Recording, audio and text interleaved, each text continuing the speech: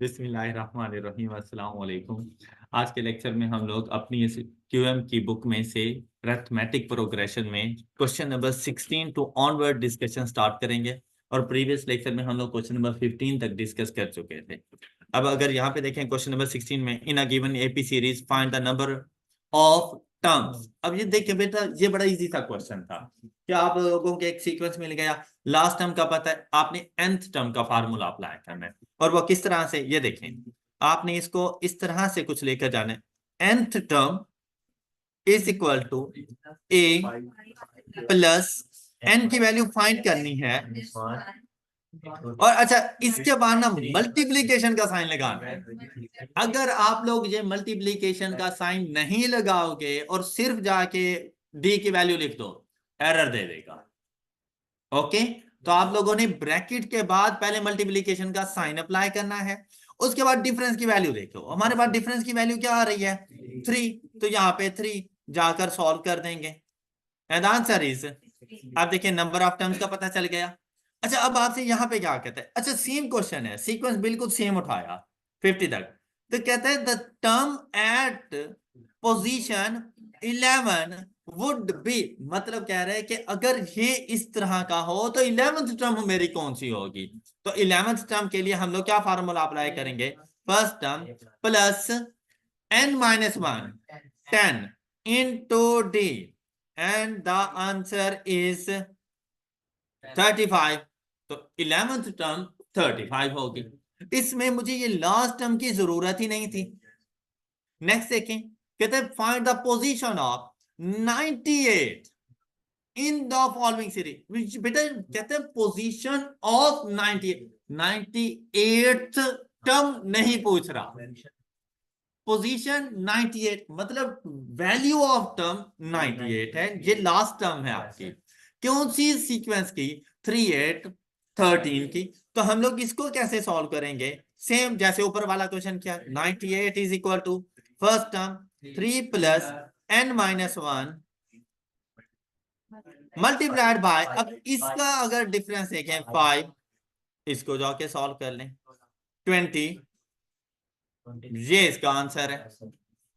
Clear. अच्छा next देखो, कहते हैं fifth term and nth term of AP, और वो क्या है 159 और। अब फिफ्थ टर्म आप इजीली बता सकते थे। अब देखिए, अगर पहले फिफ्थ टर्म पूछी तो आंसर पहले फिफ्थ टर्म का बताना है, फिर nth टर्म का आंसर बताना है। अब जब फिफ्थ टर्म की बात करते हैं हम लोग, तो फिफ्थ टर्म के लिए 1 प्लस 4 इंटू डी, और डी की वैल्यू क्या है हमारे पास, तो हमारे पास फिफ्थ टर्म क्या आ जाएगी 17। तो देखो 17 17 17, इसको कैंसिल कर दूंगा, हालांकि 17 है, क्यों, क्योंकि ये बाद में बता रहा है। ऑलराइट। अच्छा, अब इसमें से देखना है कि यार nth टर्म, अब बच्चा यहाँ पे कंफ्यूज हो जाता है, यार इसके nth टर्म कैसे बना। भाई nth टर्म का फार्मूला अप्लाई करो। nth टर्म का क्या फार्मूला था हमारे पास, अब फर्क सिर्फ इतना है, आपने एक ही जगह पे क्या लिख देना है, प्लस, अब n नहीं गिवन तो आपने n ही लिखना है, इनटू डी की वैल्यू 4। तो ये nth टर्म है आप लोगों के पास, तो आप इसको क्या लिखेंगे, अच्छा इसने इसको सॉल्व किया हुआ है, तो 1 प्लस 4n माइनस, प्लस का साइन है तो साइन चेंज नहीं होंगे। अब सिंप्लीफाई करें, 4n माइनस, इसको जाके टिक कर देना था, ये इसके nth टर्म में। क्लियर। जो वैल्यूज गिवन हो आपने उनको पुट कर देना है, और जो नहीं है उनको एज इट इज रहने दें और जाके उसको सिंप्लीफाई कर दें। nth टर्म का पता चल चुका है आपको। नेक्स्ट क्वेश्चन 20, कहते seventh term of an arithmetic sequence whose first term is 2 and common difference is, मतलब बेटा जब डिफरेंस ही कोई नहीं है तो सेकंड टर्म भी 2 होगी, थर्ड भी 2 होगी, फोर्थ भी 2 होगी, 100th टर्म भी 2 ही होगी, और 7th भी 2 ही होगी। तो ये कोई प्रोग्रेशन एज सच नहीं होता। Alright, sum of first 6 terms of series, बेटा ये जो लिखा है ना 1 प्लस 7 प्लस, इसके क्या मतलब नहीं है ये एक ही टर्म है, क्योंकि उसने आपसे सम पूछा है ना। तो वो कहता है फर्स्ट टर्म है 1, जिसमें हमने ऐड किया सेकंड टर्म 7, इसमें ऐड किया, थर्ड टर्म 13 और ऐड करते जाओ कहां तक, फर्स्ट 6 टर्म। देखिए भाई सिंपली भी इसने सॉल्व हो जाना था कि डिफरेंस कितना आ रहा है 6 का। तो मतलब हम लोग इसको यूं भी कर सकते थे 1 + 7 + 13 प्लस ये 3 टर्म्स हो गई, तो 4 टर्म क्या होगी, प्लस 5th टर्म क्या होगी, 6th टर्म क्या होगी। ये आंसर है 96। ये उस टाइम पर है जब सोल्यूशन ना हो। क्या नहीं नहीं करना, लेकिन जब मैंने सिर्फ मार्क्स गेन करने हो ना, और यहाँ पर नंबर ऑफ टर्म्स थोड़ी सी हो, तो फिर हम लोग ऐसा कर सकते हैं, वहां पे मार्क्स गेन करना ज्यादा जरूरी है। लेकिन हम चलेंगे फार्मूले की तरफ। अब फार्मूला हमारे पास क्या है, n/2 into 2a plus n-1 into d। अब ये चीज अपने कैलकुलेटर को बता। अब देखिए बेटा, कुछ ऐसे स्टूडेंट्स भी बैठे होंगे जिन बेचारों को फार्मूला उस टाइम पे भूल चुका होगा, तो इसका क्या मतलब है, वो मार्क्स ना गेन करे, तो वो ऑल्टरनेटिव मेथड पे जाए और क्वेश्चन अपना ठीक सॉल्व कर कर आ जाए। फार्मूला आता है तो फार्मूले में जाके वैल्यूज पुट कर। देखो अगर यहाँ पे होती ना 16 टर्म्स, तो फिर मैं फार्मूले की तरफ ही जाता। ये मैंने देखा 6 टर्म्स है, 3 तो उसने खुद बताई हुई है, अगली 3 ही तो मैंने फाइंड करनी है। तो मैंने जल्दी से, मेरे लिए उस तरह से क्वेश्चन को सॉल्व करना ज्यादा कन्वीनियंट था। क्लियर। अच्छा, अब यहां पे देखें 6/2 इंटू 2 × 1 को 2 लिख लूं। ओके ये लें, 2 काफी है इतना, प्लस 6-1 इंटू, अब यहां पे डबल ब्रैकेट लगाना, क्यों, ये एक ब्रैकेट इस वाली, एक ब्रैकेट इस वाली क्लोज करनी है, is equal to, question solve. Same case with, अब ये 15 है, अब फार्मूला ही अप्लाई कर देना। ऑलराइट, हो जाएगा। Find the sum of the first 12 odd numbers. आप लोग परेशान हो गए, पता नहीं क्या पूछ लिया यार। ये देखो 1 3 5 7, okay up to 12th term, first 12 term. अब ये देखें बेटा, ऑड नंबर्स आ जाए या इवन नंबर्स आ जाए, ये हमेशा अरिथमेटिक प्रोग्रेशन पे होते हैं, या किसी भी नंबर का मल्टीपल आ जाए या डिविजिबल आ जाए, तब ये अरिथमेटिक प्रोग्रेशन है। अब अगर आपसे ऑड नंबर कहे या इवन कहे, आपके पास हमेशा डिफरेंस वैल्यू 2 है, क्योंकि हर दूसरा नंबर ऑड है और हर दूसरा नंबर ही इवन है। अब अगर आपसे कहते हैं मल्टीपल ऑफ 5, तो बेटा हर 5वां नंबर मल्टीपल ऑफ 5 है, तो 5 उसका डिफरेंस आ जाएगा। आपसे कहते हैं मल्टीपल ऑफ 8, तो हर 8वां नंबर मल्टीपल ऑफ 8 या डिविजिबल ऑफ 8 होता है। तो फिर ऐसी सिचुएशन में 8 कॉमन डिफरेंस की वैल्यू आपके पास आ जाएगी। अगर आपसे कहते हैं कंसेक्टिव नंबर, तो कॉमन डिफरेंस 1 होता है। कंसेक्टिव नंबर मतलब 2 3 4 5 6 7, तो मतलब एक का डिफरेंस रखना पड़ता है, वो कंसेक्टिव नंबर आ जाते हैं, तो डिफरेंस की वैल्यू आप 1 ले लोगे। अब ऑड नंबर्स की सिचुएशन, उसने कहा 12, तो 12/2 इंटू फर्स्ट टर्म 1 है, तो 2 × 1 = 1, sorry 2 plus n-1 11 into d। The solution is, question solve हो गया। अब अगर नीचे देखें ना, तो ये मल्टीपल ऑफ 5 मुझे नजर आ रही हैं, मैंने झूठ बोला है, यस सर। ये यहां पर मल्टीपल ऑफ 2 भी नहीं है, मल्टीपल ऑफ 2 से मुराद होता है 2 4 6 8, मल्टीपल ऑफ 2 से मुराद होता है 2 4 6 8। ओके, ये आपके पास कॉमन रेशियो है, ज्योमेट्रिक प्रोग्रेशन है, जिसमें रेशियो की वैल्यू 2 है। ऑलराइट, कि हर टर्म को 2 से मल्टीप्लाई करूं, तो नेक्स्ट टर्म मेरे पास आ रही है। अच्छा, इसमें मैंने फिर क्या बताना है, ट्वाइस सम ऑफ, अच्छा ये क्वेश्चन का सॉल्यूशन थोड़ा सा गलत है, ट्वाइस सम ऑफ फर्स्ट 15 की जगह पर ना आप इसको 10 कर लें, first 10 terms of series is. अच्छा, अब आपके पास क्वेश्चन सॉल्व हो जाना है। अब यहां से सबसे पहले सम का फार्मूला अप्लाई करने से पहले हमें क्या देखना पड़ता है, कॉमन रेशियो, और common ratio is which is greater than, तो फार्मूला कौन सा हम लोग यूज करेंगे, ये देखें आपसे कहता है पहले फ्रैक्शन, फर्स्ट टर्म इनटू और रेज टू पावर -1 ओवर, ये वैसे लिखने की जरूरत नहीं थी। अगर इनका सम पूछा जाता तो 5115, लेकिन आपसे क्या पूछा गया है कि सम का ट्वाइस, तो आप कह रहे हैं इसको मल्टीप्लाइड बाय 2 कर लेना था, and the answer is all right. क्या ये बात सब बच्चों को समझ आ गई? Question 25, how many terms of the series 230, 270, 227, 224, अब देखिए डिसेंडिंग ऑर्डर है तो डिफरेंस की वैल्यू नेगेटिव में आनी है। Make a sum of rupees, अब देखिए क्या लास्ट टर्म का पता है? नहीं, पता ही नहीं है। Make a sum of rupees 4200, बेटा 4200 उन तमाम सीक्वेंस टर्म्स का सम है, लास्ट टर्म नहीं है ये। अच्छा फिर क्या लास्ट टर्म फाइंड कर सकते हैं? नहीं, एन की वैल्यू ही नहीं है, तो लास्ट टर्म कैसे फाइंड करूं? लास्ट टर्म फाइंड भी नहीं हो सकते, तो सम का फर्स्ट फार्मूला नहीं अप्लाई हो सकता, n/2 इंटू ए प्लस है, सेकेंड वाला फार्मूला अप्लाई होगा। तो सेकेंड वाला फार्मूला हमारे पास क्या था? ये देखें 4200। अच्छा ये मैं कैलकुलेटर पे इसीलिए करता हूं कि आपकी भी आदत बन जाए कि आपने कैलकुलेटर पे जाके चीजें सॉल्व करनी है। बात समझ आ रही है?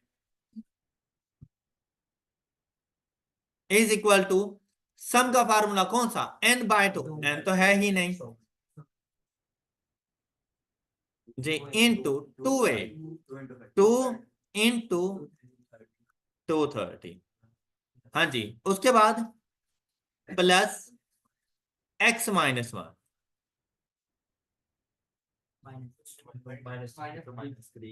Into -3 shift solve is equal and answer is 21। Clear? कोई इशू यहां तक? अच्छा यहां पे देखें, the fifth term of sequence an is equal to 2n-3 is, तो बेटा n को 5 से रिप्लेस कर देना था। ओके, सिंपल सा क्वेश्चन था। देखिए पूछने का सिर्फ अंदाज बदला था कि आप लोग कंफ्यूज हो जाएं, और माशाल्लाह से आप ऐसा करते हैं। तो 10-3 इज इक्वल टू 7, ये क्वेश्चन सॉल्व हो गए। सिर्फ n को 5 से रिप्लेस कर देना था। कहते हैं AP whose nth term is 2n-1 is, मतलब जिसकी लास्ट टर्म आप लोगों के पास 2n-1 हो, वो अरिथमेटिक प्रोग्रेशन कौन सी है आपके पास?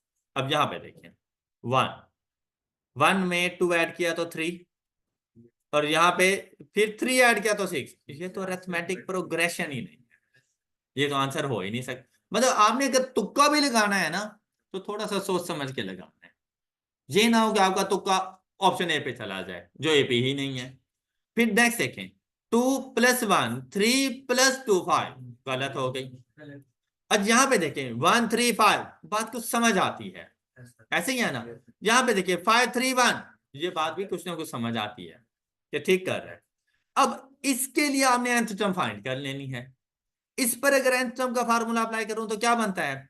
a + n-1, ऐसा क्वेश्चन आपने पहला किया है, इनटू डी, और डी की वैल्यू अब यहां पे सॉल्व करें 1 + 2n-2, देन 2n- कर गया मैच, ये करेक्ट आंसर। All right. और अगर हम इसको यहां पर करें तो 2n + 3 आता है, मतलब यहां पर अगर हम लोग देखें, अच्छा बल्कि गलत हो जाता है, 5 + n-1 इंटू -2। अच्छा इसको सॉल्व करते हैं, 5 प्लस अब ये minus plus minus -2n + 2, answer क्या बन जाएगा? तो अगर यहां पे होता ना 7 - 2n तो फिर ऑप्शन डी, लेकिन अगर 2n-1 है तो ऑप्शन सी के साथ इसका आंसर राइट। सेकंड मेथड बताऊं? भाई n को रिप्लेस कर दो नंबर ऑफ टर्म्स के साथ, उसने पहली दूसरी तीसरी टर्म ही दी हुई है ना, n को 1 के साथ रिप्लेस करो तो आपके पास आंसर आ गया 1 second term, 3 third term, 5 135 question का सोल्यूशन। ओके शाबाश। नेक्स्ट अब देखिए 28 sum of the series to n, तो लास्ट टर्म यहां पर n है। ऐसे क्वेश्चन अपनी बुक में रखने का मकसद यह है कि देखें अगर मैं यहाँ पे नंबर्स रख लेता ना आप बड़ी आसानी से फाइंड कर लेते, और अगर मैं इसको इस तरह से रखता हूं तो आपके लिए थोड़ी सी मुश्किल हो जाती है, लेकिन ये भी कोई मुश्किल वाली बात नहीं है। अब अगर यहाँ पे देखें ना, पहली टर्म 1 ही है, दूसरी टर्म 2 ही है, तीसरी टर्म 3, मतलब पांचवी टर्म 5 ही होगी, 10वीं टर्म 10 ही होगी, nth टर्म n ही है। ओके, जितनी नंबर ऑफ टर्म्स हैं वही मेरी लास्ट टर्म है। क्लियर है ये बात? तो सिंपल सा फार्मूला है, number of terms divided by 2 into first term plus last term. Question solve हो गया। ऑल राइट, सिर्फ वैल्यूज जाके पुट की थी हम। अब ये कॉमन डिफरेंस के फार्मूले से ना करते, वो थोड़ा सा डिफिकल्ट हो जाता। कहते हैं the let the sum of 3 consecutive terms of AP be 180, then the middle of those 3 terms would be। अच्छा, क्या 3 टर्म्स का ना सम बता दिया है और आपसे कहता है कि बताओ मिडल की टर्म कौन सी होगी। अच्छा, जब ये 3 टर्म्स आ जाए ना अरिथमेटिक प्रोग्रेशन के अंदर, उन 3 टर्म्स को अब हमने सपोज करना अब हैं भी कंसेक्टिव टर्म्स। कंसेक्टिव टर्म्स के लिए हमने क्या देखा था, ये टर्म्स को बनाने का तरीका मैंने आपको बताया था कि अगर फर्स्ट टर्म ए है तो सेकंड टर्म ए प्लस डी, थर्ड टर्म ए प्लस 2d, ऐसा है ना। तो क्या यहाँ पे डिफरेंस गिवन है? अब जब आपने 3 टर्म्स अज्यूम करनी है ना, यहाँ पे ये पता है कि बेटा डिफरेंस की वैल्यू अब 1 है जब उसने कंसेक्टिव कह दिया था, तो डिफरेंस की वैल्यू। लेकिन ये नहीं पता कि फर्स्ट टर्म कौन सी है, ये नहीं पता कि फर्स्ट टर्म कौन सी है, तो हम लोग सपोज करेंगे फर्स्ट टर्म इज प्लस, तो बेटा नेक्स्ट टर्म क्या होगी, x प्लस 1, तो उससे अगली टर्म क्या होगी, और इनका सम। क्या आप लोगों को ये बात समझ आ गई? ये फर्स्ट टर्म, ये सेकंड और ये थर्ड टर्म जब तीनों आपस में ऐड हुई तो सम मिला 180। Clear? Clear? Then find x। तो ये देखो ये वैल्यू आ जाएगी, वैसे कैलकुलेटर को ही बता दो यहां पर, 3x plus 3 is equal to 180। Then ये वहां पे जाके माइनस हो जाएगा 177। Then x is equal to 59। Okay, और मिडल की टर्म उसने पूछी तो 59 से अगली टर्म 60 और उससे अगली टर्म 61। स्मॉलर वैल्यू पूछता तो मैं बताता 59, मिडल वैल्यू 60 और ग्रेटर वैल्यू 61। जी, मिडल ऑफ दोस 3 टर्म्स, मतलब इन तीनों टर्म्स में से जो मिडल की टर्म है वो कौन सी है। तो मेरे पास x की वैल्यू 59 है, मिडल की टर्म है x प्लस 1, तो वो 60। अब आप खुद देखो कि 59, 60 और 61 को ऐड करूं तो आंसर 180 आता है, अदरवाइज 180 आता ही नहीं है। इसके अलावा कोई भी 3 कंसेक्टिव टर्म्स ले लो 180 नहीं आएगा। ऑल राइट, और इसमें मैंने मिडल की टर्म बतानी थी और वो 60 है। ओके, क्या ये क्वेश्चन सब बच्चों से हो गया था? वाह क्या बात है। नेक्स्ट क्वेश्चन बड़ा सिंपल सा क्वेश्चन है।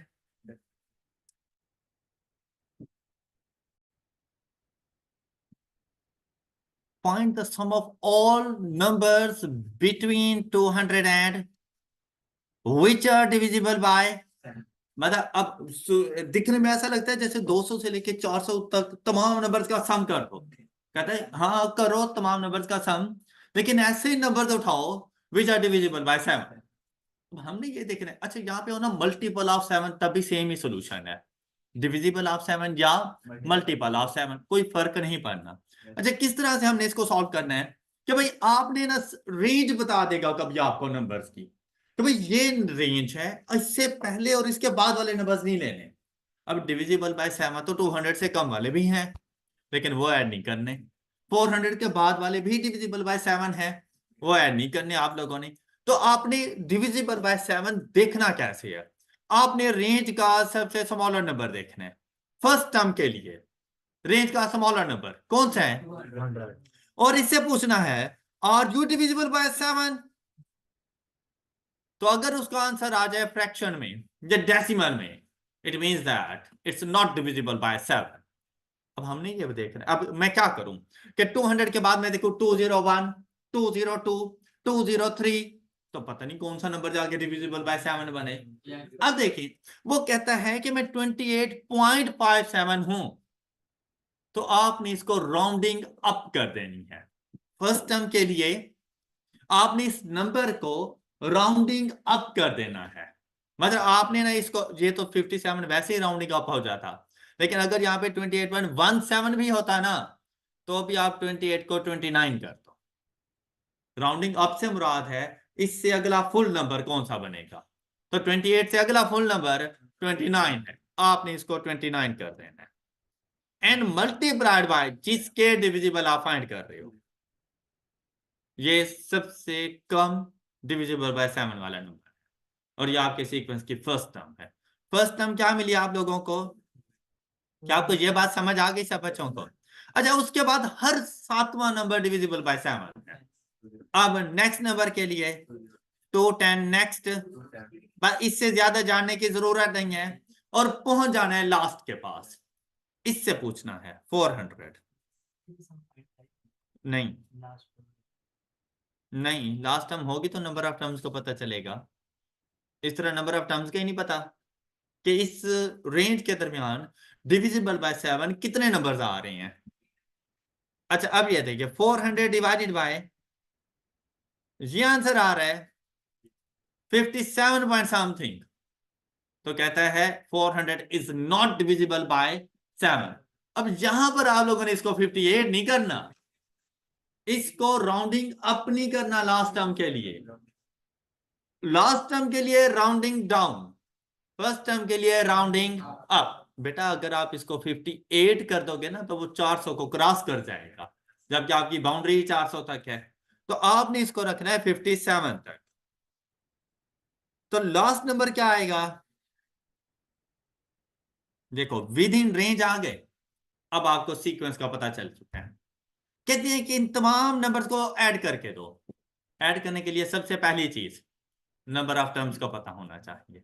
नंबर ऑफ टर्म्स के लिए आप लोगों ने यूज करना था nth टर्म का formula, is equal to first term plus n minus 1 multiplied by d 29। तो n की वैल्यू क्या है, अब जाके सम फाइंड कर लें, 29 बाय कौन सा फार्मूला अप्लाई करें, अब क्योंकि लास्ट टर्म मौजूद है, इतनी मेहनत से फाइंड किया है, तो उसको यूटिलाइज करो 8729, ये इसका आंसर है। ऑलराइट अच्छा अगर मैं इसी क्वेश्चन में एक छोटा सा ट्विस्ट लेकर आऊं, ये लें 7 ना करें, इसको 5 कर दें, और मुझे क्वेश्चन का सोल्यूशन, अब लाजिम बात है इनमें से कोई सोल्यूशन नहीं है। अच्छा अब आप लोग अलग से फाइंड करें, मुझे सोल्यूशन दें कि सम कितना आएगा, शाबाश जल्दी से सॉल्व करें, सेम सेम क्वेश्चन है। ये क्वेश्चन ना एक रीजन की वजह से मैंने आपसे पूछा है, इवन कि मैं इसको स्किप करके भी आगे जा सकता था, और यही चीज आपको आपके एग्जाम में फेस करनी पड़ेगी। अब अगर आप लोग सीक्वेंस की बात करें ना, तो उसने आपसे ये कहा, उसकी स्टेटमेंट को गौर से पढ़ो, कहते 200 से 400 के दरमियान डिविजिबल बाय 5। अब अगर आप लोग अपने कैलकुलेटर से पूछो ना कि 200 divided by 5 are you divisible by 5, वो कहते हैं यस, लेकिन आपने इसको इग्नोर करना है, क्योंकि उसने इन बिटवीन कहा था। इन बिटवीन में 200 400 कभी भी नहीं आएगा। ये तो उसकी एक्सट्रीम पोजीशंस हैं, आपने उनके दरमियान रहना है, एक्सट्रीम पोजीशंस को नहीं छूना। तो आपकी जो पहली टर्म बननी है ना वो 205, और जो लास्ट टर्म बननी है 400 नहीं है, 395 है। पहला ट्विस्ट ये था इसका। ओके, अब अगर यहां पे देखें 395 is equal to 205 plus n-1 into d, तो आपके पास number of terms 39। Then 39 by 2 into 205 plus 395, and answer is, ये इसका करेक्ट आंसर था। ऑलराइट, अच्छा अब बताएं 11,700 आंसर किस किस का था, ईमानदारी से बताना है। गलत है, गलत है, शाबाश, गुड। अच्छा आपको ये पॉइंट समझ आ गया होगा कि अच्छा अगर यहां पे होता ना, ये देखो बिटवीन की जगह पर यहां पर होता find the numbers, find the sum of all numbers from 200 to 400, तो 200 और 400 शामिल हो जाते, फिर फर्स्ट टर्म 200 और लास्ट टर्म 400। ओके, फिर आपके पास आंसर 12,300, फिर 12,300। क्लियर है सब बच्चों का ये बात? That's all for today. अपना बहुत सा ख्याल रखिएगा, नेक्स्ट लेक्चर में मिलेंगे। अल्लाह हाफिज।